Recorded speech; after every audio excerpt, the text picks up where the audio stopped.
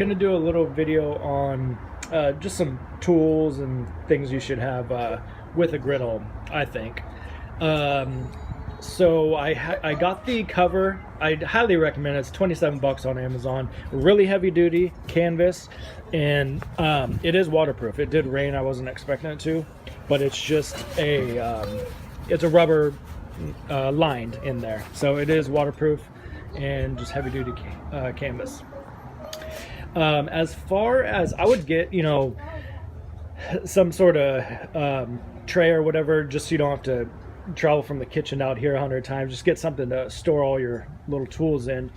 My number one thing that I use, and they don't have to be this big, this is 5 inches, extremely not flexible whatsoever, so extremely good for pressing things down.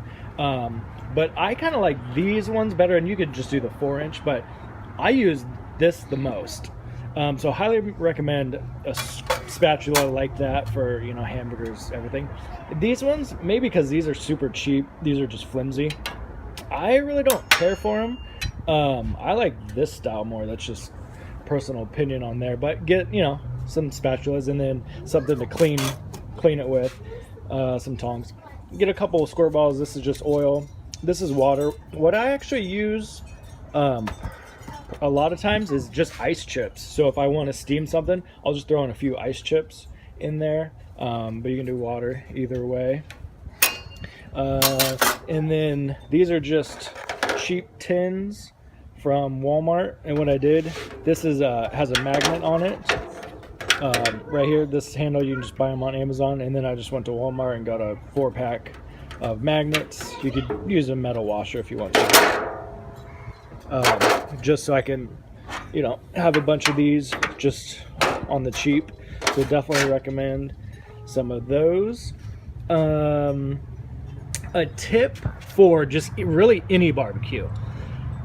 The new propane tanks in the last odd amount of years, it's been a while, but there's an internal valve in the tanks. So if you ever can't get your barbecue, flat top, anything hot enough, usually what I do before I start every barbecue is just take it off the hook. You don't have to unhook any of this. Take it off, take it sideways, and shake it, and you'll hear the little pin in there rattle, because that thing will get stuck, and so it won't be flowing properly. So pretty much every time before you barbecue, take that off, just give it a good shake a few times, put it back. And again, you don't have to take any of this off, just take it off that hook so you can handle it with 2 hands. That's like the number one problem I see with people: low flame, this and that. So it's not the barbecue, it's not the regulator, it's always these valves in here get stuck. So that's a little tip there. And I was gonna say one more thing. Oh, this is again personal preference, just to keep it just well seasoned. When I go to clean the grill, I don't know, it's pretty non-stick. I haven't had to scrape anything off too crazy.